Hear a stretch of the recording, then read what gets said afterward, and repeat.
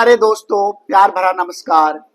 कल हमने एक छोटे से ड्रोन के साथ कितने बढ़िया तरीके से हमारा पहला दिन 2026 का मनाया। सबने भरपूर आनंद उठाया और एक हमने अपने लिए लक्ष्य भी निर्धारित किया। और वो लक्ष्य क्या है कि हमें अपना भविष्य बनाना है और भविष्य बनाना हमारे हाथ में है। और इस वीडियो के माध्यम से आपको जो प्रेरणा मिलेगी, मुझे पूरा विश्वास है कि आप उससे बहुत कुछ सीखेंगे। और यहाँ पे बैठे बच्चे ही नहीं, जो हमारे दर्शक गण हैं, उनको भी इसमें बहुत इंस्पिरेशन मिलेगा, ज्ञान मिलेगा और बहुत एंजॉय करेंगे। तो आगे चलते हैं हम अपनी सुंदर सी छोटी सी कहानी पे। तो बच्चों, आप देखते हो कि जिंदगी के अंदर दो लोग होते हैं, एक साथ पैदा होते हैं। उनमें से एक क्या बन जाता है? अब्दुल कलाम। और दूसरा बड़ी मुश्किल से एक टोकरी ढोकर के अपना जिंदगी का गुजर बसर करता है। और उनमें भी दो तरह के लोग होते हैं। एक है कि भाई वो मान लेता है कि मैंने मेहनत नहीं की, इसलिए मेरी लाइफ का यही अंजाम होना। दूसरा क्या कहेगा? भगवान को दोष देगा, अपने भाग्य को दोष देना। लेकिन असली चीज आप देखोगे कि आपके कर्म आपका भाग्य बनाते हैं। अब एक छोटी सी कहानी से शुरू करते हैं। कहानी बहुत ही सुंदर है, बड़ी रोचक है। आपने ये घोंसला देखा होगा। ये घोंसला किस चिड़िया का घोंसला है? ये है बैया चिड़िया होती है। ये ज्यादातर नॉर्थ इंडिया में, राजस्थान वगैरह में बड़ी पाई जाती है। और ये चिड़िया इतनी सी छोटी सी होती है, लेकिन ये बड़ी मेहनत से सुंदर तरीके से घोंसला बनाता है। तो ये जंगल में रहती है और इसका एक दोस्त कौन होता है? बंदर। बंदर इससे बड़ा होता है, विशालकाय होता है, फुर्तीला होता है, ताकत होती है, सब कुछ होती है।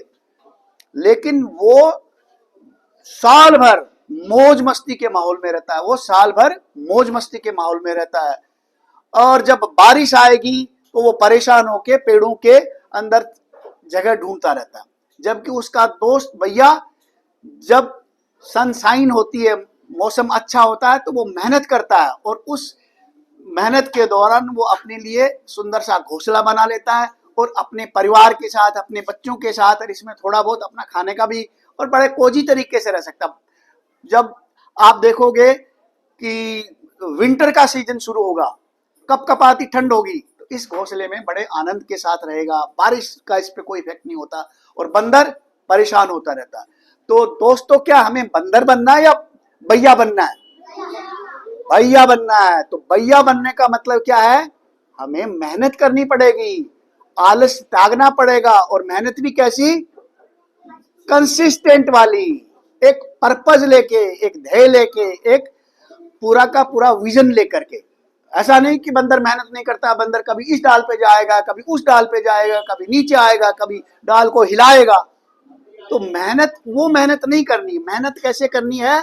लगातार, कंसिस्टेंटली। अब जैसे पढ़ने वाले बच्चों के लिए मेहनत क्या है कि नियमित रूप से क्लास में जाएं, नियमित रूप से होमवर्क करें, कोई डाउट हो तो अपने टीचर से पूछें, अच्छे दोस्त बनाएं जो उनको एक दूसरे को सपोर्ट करें, उनको भी बताएं और उनसे पूछे भी।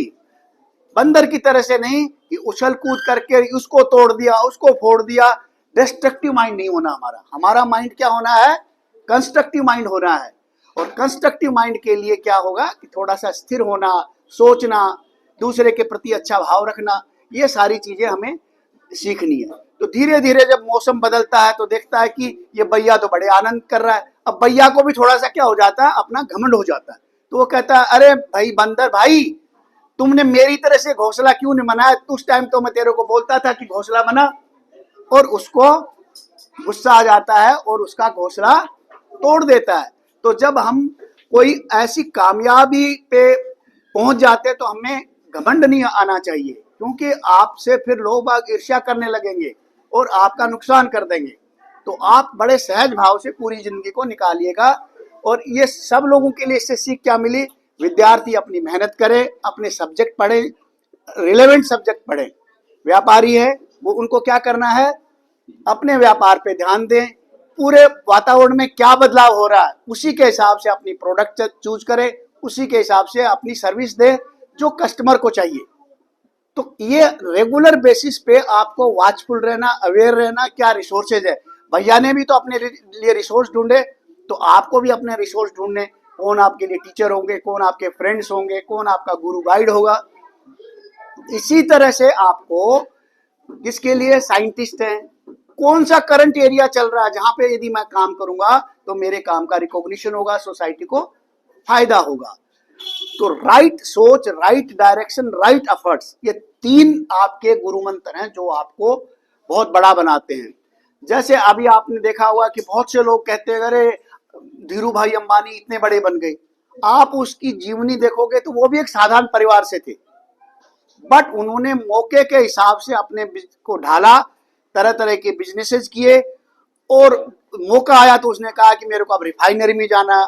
रिफाइनरी के बाद उन्होंने सोचा कि मुझे प्लास्टिक्स में जाना है, फिर मुझे टेलीकॉम में जाना है, बिजली के क्षेत्र में जाना है, अभी एआई में, डाटा नेटवर्क, कहाँ कहाँ नहीं जा रहे। तो ये समय के हिसाब से बदलना और मेहनत करना, और जब आप बड़े हो जाते हो तो टीम बनाना, लोगों को जोड़ना और सही तरीके से काम को अंजाम देना, यही सक्सेस का मंत्र है। तो इस छोटी सी कहानी से भैया हमारे लिए आज क्या हुआ, एक गुरु का रूप लेके आया है, एंड हमें इनसे बहुत अच्छी शिक्षा मिलनी चाहिए और लेनी चाहिए। एंड वी थैंक भैया जी कि भाई उन्होंने हमको इतने बढ़िया तरीके से इंस्पायर किया। और इसी के साथ मैं आप सब लोगों को यही कहूंगा कि मेहनत से कभी आपको मुंह नहीं मोड़ना, बट मेहनत राइट डायरेक्शन में, सही टाइम में, जब खेलने का टाइम आए तो खेलिए, शरीर पे ध्यान दीजिए। अभी आप लोगों के एग्जाम आने वाले, खास करके जिन बच्चों के बोर्ड के एग्जाम आने वाले, उनको तो जबरदस्त फोकस के साथ काम करना है। अब केवल आपके पास 45 दिन का टाइम बचा हुआ है। अब उसमें से भी जो लास्ट का पेपर होगा, उस पेपर में क्या होगा, 4-5 दिन तो उसी में लग जाएगा। तो बाकी के पेपर को तैयार करने के लिए hardly you have got less than 40 days. तो ऐसे में बोर्ड की तैयारी कैसे होगी। तो भूल जाओ कि भाई दुनिया है, कोई रिश्तेदार है, कुछ भी है, आपकी किताबें, आपका फ्रेंड सर्कल और आपका ध्येय कैसा होना चाहिए, अर्जुन की तरह से। अर्जुन का उस टाइम ध्येय क्या था, उसको चिड़िया की आंख दिख रही थी, उसको सारी दुनिया नहीं दिख रही थी। तो हमें भी अब हमारी आंख क्या है, हमारे बोर्ड के एग्जाम। इस बोर्ड के एग्जाम के लिए बड़ी तगड़ी मेहनत करनी है। और कभी भी किसी को डाउट है तो कहते हैं आप यदि एक हाथ बढ़ाओगे तो आपको मदद करने के लिए 10 हाथ आगे आएंगे। तो आप हेल्प के लिए हाथ तो बढ़ाइए, दुनिया आपको मदद करने के लिए तैयार है, बट मदद उसी की होती है जो मदद मांगता है। तो दोस्तों, मुझे आशा है कि ये वीडियो आपको बहुत पसंद आएगा, और इस तरह के वीडियो जिसमें आपका स्ट्रेटेजी का ज्ञान, व्यवहारिक ज्ञान, लीडरशिप का ज्ञान और सफलता की कुंजी क्या होती है, ये सारे के सारे अच्छे अच्छे वीडियो आप ही की भाषा में, आप ही के लेवल पे आकर के हम आपके साथ शेयर करेंगे। और मुझे पूरा विश्वास है कि आपके लिए बहुत फायदा होगा, और इस पूरी सीरीज को आपको बहुत पसंद करेंगे। धन्यवाद।